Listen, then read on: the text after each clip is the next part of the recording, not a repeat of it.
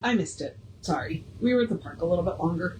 And I'm a little sad that the cardinal didn't come by, but the woodpecker did.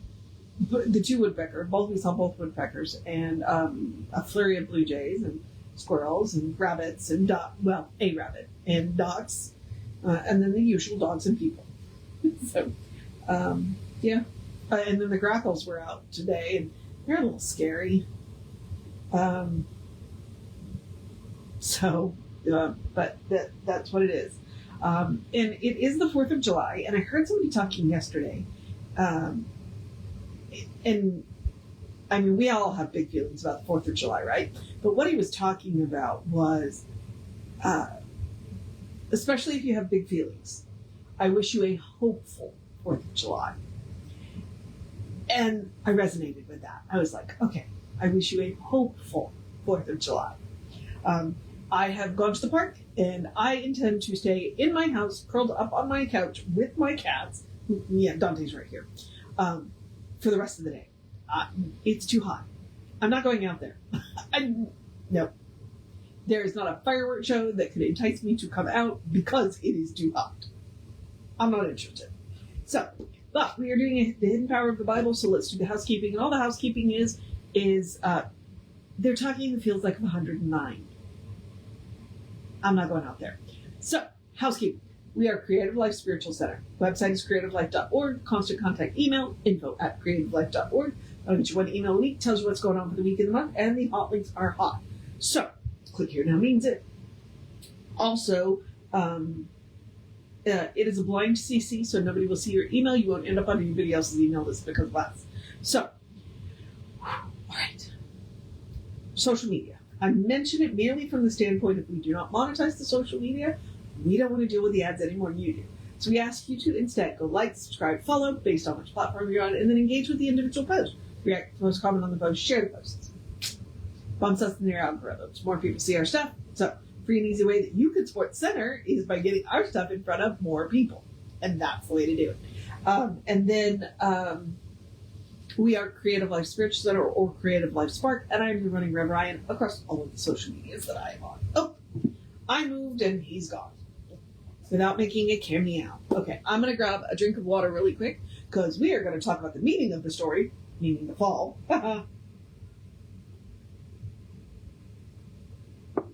Today. I find it interesting that landed on the 4th of July.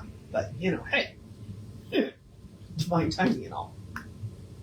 All right, so the hidden power of the Bible is exactly what it sounds like. This is Ernest, who went in, looked, and took what he found the most impactful stories in the Bible. He didn't do the whole Bible, obviously, because this book would be a whole lot bigger otherwise. But he just pulled a few stories out that he thinks are relevant. I just noticed that my microphone is unplugged. There we go. Okay, all right. He just pulled out a few stories that he thinks are relevant. We are currently in the Hebrew Testament. Yes, he calls it the other thing, and I'm not going to because Reverend Norm would have my head, and I am not willing to give my head to Reverend Norm.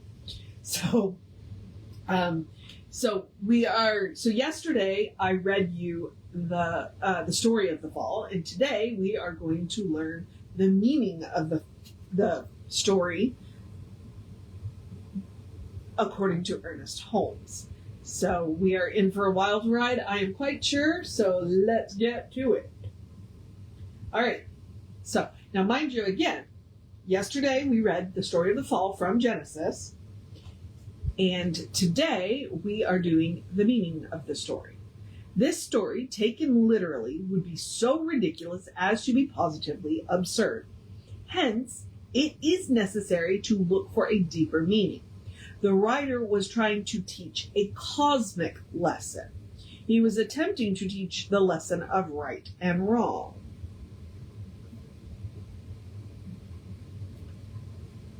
The Garden of Eden typifies life in its pure essence. Adam means humanity in general, a generic person. humanity exists in pure light and has all of its agencies at their command. This is the meaning of Adam being told that to till the soil and enjoy the fruits of his labor. The tree of life is our real being, and the tree of knowledge of good and evil means the possibility of dual choices. Okay, hang on. The tree of life is our real being, and the tree of good and evil means the possibility of dual choice. That is, we can choose even that which is not for our best good. Humanity is warned not to eat the fruit of this tree, for it is destructive. Eve, the woman in the case, was made from a rib of Adam. This story suggests the dual nature of humanity as a psychological being. The woman is made from the man.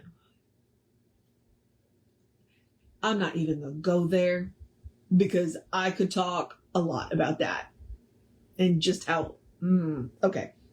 Yeah. Okay.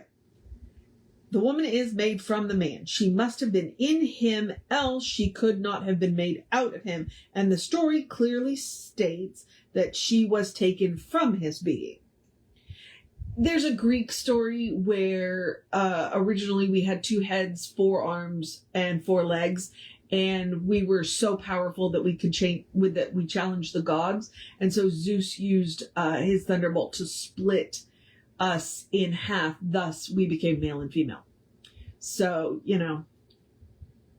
and then we can talk about what everybody is talking about, which is a subject both exist, male and female both exist in the same body. And it is what we choose to accentuate that determines a lot. So, and actually, if you get down to the X and Y chromosomes, yeah. So, because quite literally what makes you a male, according to X and Y chromosomes, is that you're missing part of the DNA. Interesting. Okay. And that is basic science, does not even touch the actual science. So it's just something that I kind of went, wait, what? Never mind. All right. Adam and Eve are potential in all of us, which is what I was just talking about. Adam and Eve are potential in all of us. The serpent represents the life principle viewed from a material basis and beguiles us in this way. He says that evil is as real as good, that the devil has equal power to God, that negation equals positive goodness, and that the universe is dual in its nature. Okay? That last part is the most important part. The universe is dual in its nature. Because that's not true.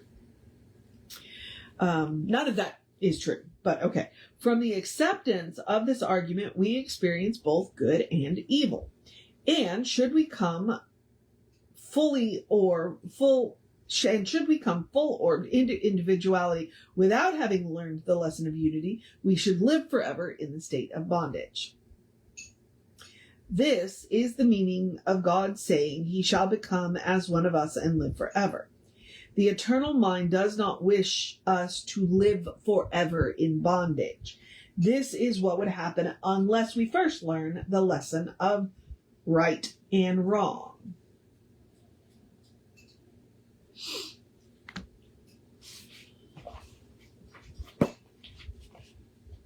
And so that part of us which can be fooled eats the fruit of dual experience, and in so doing reveals its own nakedness. The native state of humanity is one of purity, peace, and perfection. And it is only when they can compare these with impurity, distress, and imperfection that they are revealed as naked. Emerson tells us that virtue does not know it is virtuous. Well, that's an important point. Virtue does not know it is virtuous. It is only when virtue tastes of impurities that it becomes naked and must hide from itself. Okay. Sorry, I am literally thinking about this and, yeah. Interesting. Okay. The voice of God walking in the garden in the cool of the day means the introspective and meditative part of us, which, in its moments of pure intuition and reason, sees the illusion of life apart from God or good. Error is ever a coward before truth and cannot hide itself from reality, which sees through everything, encompasses all, and penetrates even the prison walls of the mind with its clear effulgence. The conversation between God and Adam and Eve in the garden represents the arguments that go on in our minds when we try to realize the truth. These arguments are familiar to all and need not be enumerated. The expulsion from the garden is a necessary and logical outcome of tasting dual experience. If we believe in both good and evil, we must experience both.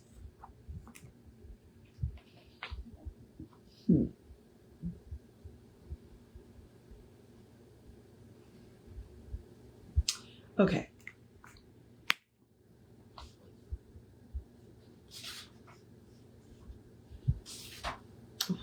Oh, all right. So tomorrow we're going to do the mission of the Bible, but right now I'm still thinking about the fall. And lots of people have done really good, including Jesse has talked, about the fall. And I'm still stuck back on the Emerson quote about virtue not knowing it's virtuous. Which, now that I'm thinking about the line, gives the Garden of Eden a whole different thought. And with the serpent being the life principle, trying to tell us that it's from the material. Oh, okay. So if the serpent is the life principle from the material standpoint, arguing that evil is the same, has the same love, is a power in and of itself as is good. And I've had this argument before, because it's not. Evil is something that we do. It's not something that exists in and of itself. Okay. So I get that argument.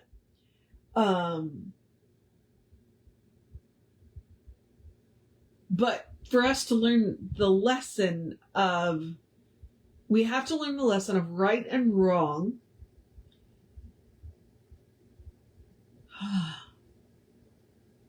See, okay, it doesn't make sense. It doesn't make sense. We have to learn the lesson of right and wrong. So we have to eat the apple.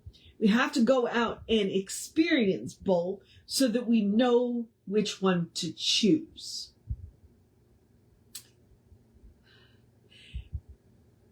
But that's just it. The whole point is that we were given free will.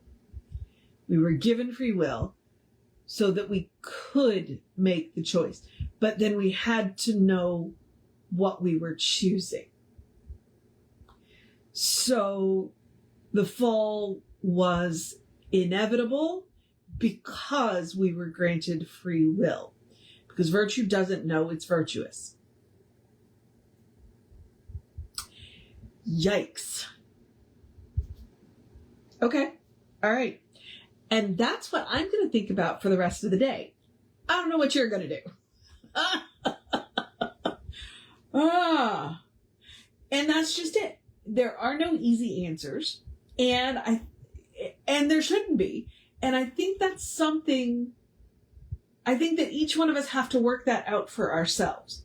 Like, I can tell you what I think, which I just told you what I'm thinking about, but you are going to have to come to your own conclusions, just like I am. And I'm stuck on the Emerson quote. Yeah. Because you can't have free will if you can't make a choice, and you can't make a choice if you don't know you have a choice. Ugh. All right. There it is. That's what I'm going to go think about. And now that I have given myself something to think about, I don't know how you feel. That's just, we can deal with the creation stories all we want. That's one of those stories that a lot of people have a lot of problems with for a variety of reasons, including the way that it has been weaponized.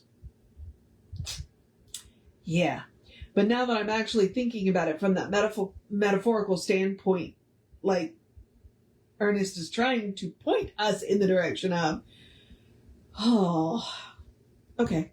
So now I'm going to encourage you to have a great day, wondrous day, a fantastic day, magical day, an enchanted day, wonderful day, an awesome day, an amazing day. You drink plenty of water day, be very aware of the heat day, a do what you're going to do day, have a hopeful 4th of July day, a happy 4th of July day, learn some history day, because we're watching the tall ships on TV. Yeah, that's history. It's also really cool. Day, a cuddle your fur babies day, a tell somebody you love them day, a do something just for fun day, a good day. And if that is too much pressure, I mean, it is the 4th of July, right? Then simply have a day. You are enough, just as you are. You are a beloved expression of the divine. You are a brilliant light, divine spark, spirit in motion, God in action. Absolutely beautiful masterpiece and a work in progress at the same time at your own pace. And, as Reverend Jesse likes to call us, you are a godling. So explore the truth of your being. Get to know who the divine knows you to be, because the divine knows you to be good. It is all the divine knows. That's it. And that's the good news. And from there, anything is possible. All right, beloveds. I'm going to spend the rest of the day thinking about that Emerson quote. This is why I have bones to pick with Emerson. But we wouldn't be who we were without him. So I'm going to remind you, Reverend David will be on sometime this afternoon, most likely. I mean, it is 4th of July, who knows. I am going to read Chapter 7 on high mysticism. Should be around 3:30 is when I like to get started with that. And then I'll be back with you tomorrow morning to continue on with the mission of the Bible. And then we're going to go from there, because it gets weird where I think he's just going to read you some selections and hopefully discuss them from the various parts of the Hebrew Testament. So, yeah. All right, beloveds, I got to go charge this iPad so that I can